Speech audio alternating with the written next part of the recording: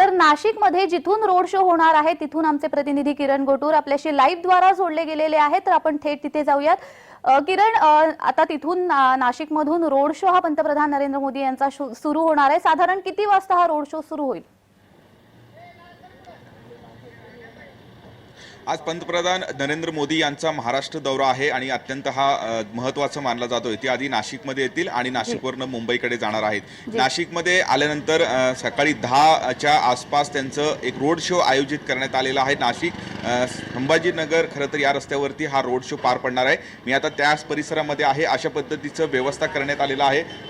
नाशिक संभाजीनगर हा महामार्ग आहे, दोन्हीकडे बॅरिगेड्स करण्यात आलेले आहेत आणि या बॅरिगेड्समध्ये हे लोकांना थांबण्याची व्यवस्था करण्यात आलेली आहे आणि आजूबाजू पोलीस असणार आहेत आणि याच रस्त्यावरनं नरेंद्र मोदी यांचं रोड शो होणार आहे.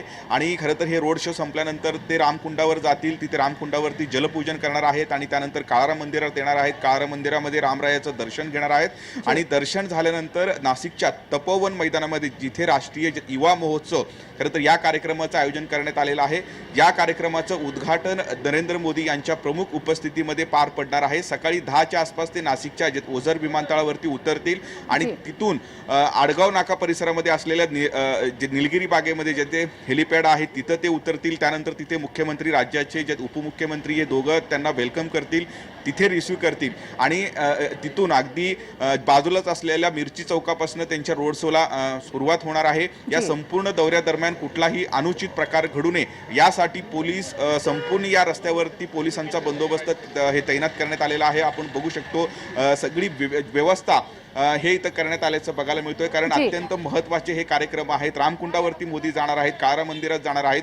अयोध्यामध्ये जो राम मंदिराचं आता प्राण प्रतिष्ठापना कार्यक्रम पार पडणार आहे त्या आधी नरेंद्र मोदी नाशिकमध्ये आहेत आणि काळाराम मंदिरात जाऊन ते रामरायाचं दर्शन घेणार आहेत. काळाराम मंदिर आणि अयोध्या खरं तर या दोघांचं एक वेगळं नातं आहे, त्यामुळे या दौऱ्याला विशेष महत्त्व प्राप्त झालेलं आहे. त्यानंतर ते नाशिकच्या तपोवन मैदानात येतील आणि तपोवन मैदानामध्ये त्यांचं मुख्य कार्यक्रम तिथं ते आलेल्या लोकांना संबोधित करतील. असं या सगळ्या कार्यक्रमाचं आखणी करण्यात आलेलं आहे. आपण बघू शकतो भाजपचे कार्यकर्ते सकाळपासूनच या परिसरामध्ये गर्दी केलेलं आहेत. आपल्यासोबत जे स्थानिक भाजपचे नेते आहेत जगदीश पाटील, त्यांच्याकडनं आपण माहिती घेऊया. अत्यंत उत्साह आहे, अतिशय सर्वात मोठा उत्साह. नाशिककरांना एक दुग्ध शर्करा योग असं म्हणता येईल की राम मंदिराच्या निर्मिती आणि त्यामध्ये प्रभू श्रीराम रामलल्ला आपला 22 तारखेला स्थानापन्न होणार आहे आणि त्या पार्श्वभूमीवर मोदी साहेबांची सभा म्हणजे अतिशय उत्साहाचं वातावरण ह्या संपूर्ण उत्तर महाराष्ट्रामध्ये आहे. नाशिक शहरच नव्हे, जिल्ह्यामध्ये अतिशय उत्साहाचं वातावरण आहे. आपण बघाल रात्रीपर्यंत गेल्या 2-3 दिवसापासून या नगरीमध्ये इतके नागरिक उत्साहाने बघण्यासाठी, आयोजन बघण्यासाठी येत आहेत आणि उत्साहाने जाणून घेत आहे मोदीजी कसे येणार आहे, त्यांचा रोड शो कुठे आहे, रामकुंडावर जाणार आहेत का नाही, काळा मंदिरात जाणार आहेत का नाही, काय काय करणार आहे. अतिशय उत्साह या संपूर्ण भारतातच संचारलेला आहे. उत्साह आहे असं खरं तर प्रतिक्रिया देत आहेत. आपण बघू शकतो घोषणा सुद्धा देत आहेत. अशा पद्धतीचा एक माहोल आता नाशिकमध्ये तयार झालेला आहे. आपण इकडे बघतोय तर अशा पद्धतीचं रोड शो जो पार पडणार आहे ते रोड शो संदर्भात व्यवस्था करण्यात आलेली आहे. खरं तर रस्त्याच्या दोन्ही बाजूला बॅरिगेड्स करण्यात आलेले आहेत आणि त्या बॅरिगेड्स मध्ये लोकांना थांबण्याची व्यवस्था करण्यात आलेली आहे आणि या संपूर्ण या रोड शो दरम्यान कुठलाही अनुचित प्रकार घडू नये खरं तर त्यासाठी पोलिसांचा मोठा बंदोबस्त आहे. अशा पद्धतीचे बॅनर सुद्धा नरेंद्र मोदींचे या संपूर्ण रस्त्यावरती आपल्याला पाहायला मिळत आहेत, कारण अत्यंत हा महत्त्वाचा दौरा मानला जातोय. 3 ते 4 कार्यक्रमांचं आयोजन आज नरेंद्र मोदी यांच्या उपस्थितीमध्ये हे नाशिकमध्ये आयोजन हे करण्यात आलेलं आहे. राष्ट्रीय युवा महोत्सव जो आहे हा एक अत्यंत महत्त्वाचा कार्यक्रम आहे. त्या कार्यक्रमाचं उद्घाटन पंतप्रधानांच्या खरं तर प्रमुख उपस्थितीमध्ये पार पडणार आहे. जवळपास देशभरातून लाखो विद्यार्थी नाशिकमध्ये दाखल झालेला आहे. त्या कार्यक्रमाचं उद्घाटन झाल्यानंतर पंतप्रधान या सभेला संबोधित करणार आहेत. त्यामुळे एकूणच आज नरेंद्र मोदी काय बोलतात हे आपल्याला बघणं एकूणच महत्त्वाचं असणार. जी किरण, आता त्या रोडवरून, त्या मार्गावरून रोड शो होणार आहे पंतप्रधान नरेंद्र मोदी यांचा. वाहतुकीमध्ये कशा पद्धतीने बदल करण्यात आलेले आहे? खरं तर काही वेळानंतर हा संपूर्ण जो रस्ता आहे नाशिक संभाजीनगर हा महामार्ग आहे, हा रस्ता बंद करण्यात येणार आहे आणि पोलिसांचा जो पूर्णपणे या रस्त्यावरती बंदोबस्त असणार आहे. 2 किलोमीटरचा हा रोड शोचं आयोजन करण्यात आलेला आहे. जवळपास मिरची पटेल पासून ते आडगाव नाका परिसरापर्यंत मोदींचा रोड शो कार्यक्रम पार पडणार आहे आणि दोन्ही बाजू रस्त्याच्या दोन्ही बाजूला बॅरिकेड्स करण्यात आलेला आहेत अशा पद्धतीनं आणि या बॅरिकेड्स मध्ये लोकांना थांबण्याची व्यवस्था करण्यात आलेली आहे.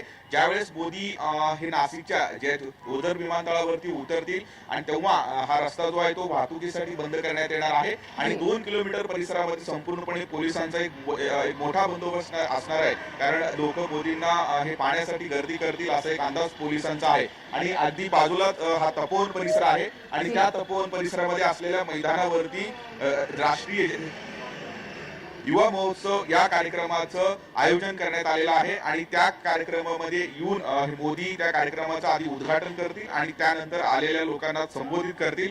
अशा पद्धतीचं हे सगळं नियोजन असणार आहे. इथून मोदींचा रोड शो संपल्यानंतर ते रामघाटावरती जाणार आहेत, तिथे जलपूजन करणार आहेत आणि त्यानंतर ते काळा मंदिरात जाणार आहेत आणि काळा मंदिरामध्ये गेल्यानंतर तिथे ते प्रभू रामचंद्रांचं दर्शन घेणार आहेत. काही विधिवत पूजा सुद्धा मंदिरात खरं तर आपले नरेंद्र मोदी करतील अशा पद्धतीचं हे नियोजन करण्यात आलेलं आहे आणि त्यासाठी संपूर्णपणे मोदी ज्या मार्गावरती जाणार आहेत त्या मार्गावरती मोठा पोलीस बंदोबस्त आहे आणि ते वाहतुकीसाठी बंद करण्यात येणार आहे आणि पर्यायी मार्ग जो आहे तो नागरिकांसाठी पोलिसांनी जे ते उपलब्ध करून दिल्याचं बघायला मिळत आहे. जी किरण, खरं तर खूप एक मोठा चाहता वर्ग पंतप्रधान नरेंद्र मोदी यांचा सर्वच ठिकाणाहून आपल्याला दिसतोय. नाशिक मध्येही तो आहे आणि त्यामुळे खूप अलोट गर्दी तिथे उसळणार आहे हे नक्कीच. किरण,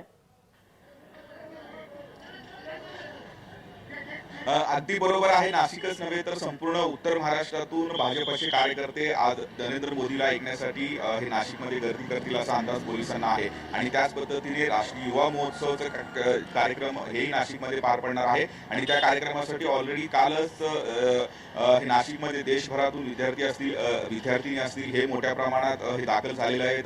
नाशिकमधली तरुणाई सुद्धा मोदींना पाहण्यासाठी गर्दी करतील असाही अंदाज पोलिसांना आहे. त्यामुळे जवळपास 18 एकरचं हा नाशिकचं तपोवन मैदान आहे. इथे 1 लाख ते 1.25 लाख लोकांची बसण्याची व्यवस्था करण्यात आलेली आहे. त्यामुळे मोठ्या प्रमाणात गर्दी या कार्यक्रमावर होईल असं पोलिसांचा अंदाज आहे. त्यामुळे मागच्या काही दिवसांपासून या सगळ्या संदर्भात नियोजन जे आहे ते पोलिसांकडून केलं जात आहे. सकाळी 10च्या आसपास नरेंद्र मोदी नाशिकच्या ओझर विमानतळावरती उतरतील आणि तिथून जे हेलिकॉप्टरने निलगिरी या बाग परिसरामध्ये जे आहे ते हेलिपॅड तयार करण्यात आलेला आहे तिथे ते येतील आणि तिथे आपले राज्याचे मुख्यमंत्री एकनाथ शिंदे आणि जे उपमुख्यमंत्री देवेंद्र फडणवीस हे मोदींना रिसीव्ह करतील, त्यांचं वेलकम करतील आणि त्यानंतर खरं तर याच महामार्गावरती असलेल्या एका मिरची चौकातून या रोड